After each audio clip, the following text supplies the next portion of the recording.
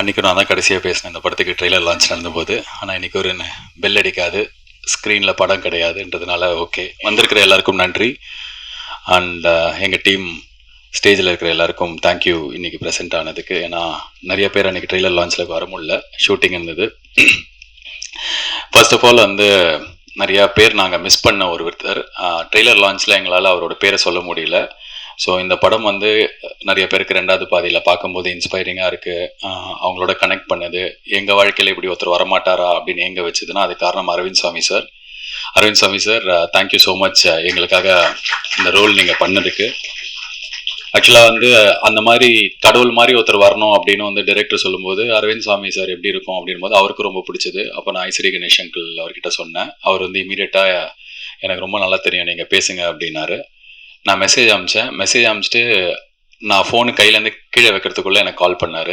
கால் பண்ணிவிட்டு immediately side okay அதை பண்ணுறதுக்கு. அண்ட் அவர் அந்த இடத்துல வந்தது ரொம்ப பெரிய டிஃப்ரென்ஸ் இந்த படத்துக்கு. ஸோ தேங்க்யூ அரவிந்த் சாமி சார். இப்போ தான் முதல் வாட்டி உங்கள் பேரை சொல்லி, ஏன்னா வெளியில் எங்கேயுமே நான் நடித்து சொல்லக்கூடாதுன்னு சொல்லியிருந்தாரு. ஸோ அவருக்கு எங்களோட நன்றி. அண்ட் நார்மலாக வந்து இந்த சக்ஸஸ் மீட் இப்போ நான் வந்து ஒவ்வொருத்தராக வந்து ஸ்டேஜில் இருக்கிறவங்களுக்கு தேங்க்ஸ்ன்னு சொல்லிட்டு ஏற்கனவே ஒரு ஃபங்க்ஷன் நாங்கள் பண்ணிட்டோம். அதே விஷயத்தை இங்கே பண்ணும்போது பொறுமை இழந்துருவாங்க பார்க்குறவங்களும்.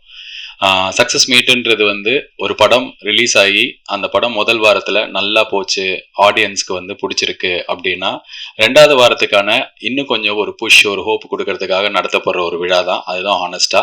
ஸோ எங்களுக்கு அந்த சக்ஸஸ் அப்படின்றது இந்த முதல் வாரத்தில் அப்படிதான் கிடைச்சிருக்கு. மக்களுக்கு இந்த படம் ரொம்ப ரொம்ப பிடிச்சிருக்கு. நிறைய ஊரில் அவர் சொன்ன மாதிரி கள்ளக்குறிச்சி ஆகட்டும், விழுப்புரம் ஆகட்டும், தமிழ்நாட்டில் பல ஊர்களில் இன்ஃபேக்ட் இந்த படம் வந்து போன வாரம் ரிலீஸ் ஆன படங்களில் அதிக கலெக்ஷன் பண்ணி எங்களுக்கு ரொம்ப சந்தோஷமான ஒரு வர வீக்கும் நல்லா இருக்கும் அப்படின்ற ஒரு ஹோப்பை கொடுத்ததுனால தான் இந்த சக்ஸஸ் மீட். ஆனஸ்டா சொல்லணும்னா இந்த படத்தோட எடிட்டர் செல்வா தான் வந்து அவர் டெய்லி ஒரு சக்ஸஸ் மீட் கொண்டாடுற எடிட்டர். நேற்றுக்கு தான் ப்ளூ ஸ்டார் படத்தோட சக்ஸஸ் மீட்ல உட்காந்து இருப்பார். 2 படத்துக்கும் அவர் தான் editor. So congratulations on blue star also. So அந்த படமும் நல்லா போயிட்டு இருக்கு. இப்போ 2வது வாரம் 2 படத்துக்கும் நல்லா இருக்கணும் அப்படின்னு சொல்லிட்டு என்னோட வாழ்த்துக்கள்.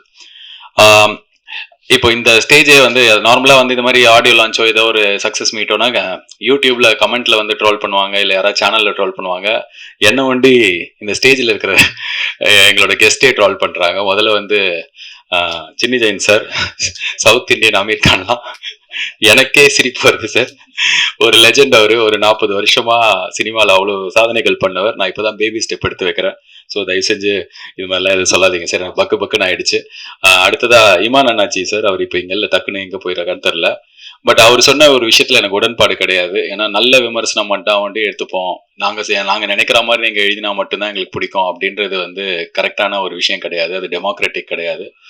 ஸோ பத்திரிகையில் என்ன சொல்கிறாங்க, யூடியூப்ல என்ன சொல்றாங்க, ஒரு ரிவ்யூவர் என்ன சொல்றாரு, எல்லாமே அவங்களுக்கான சுதந்திரம். அவங்க எப்படி வேணாலும் அவங்களுக்கு இஷ்டப்பட்ட விதத்துல தான் எழுத போறாங்க.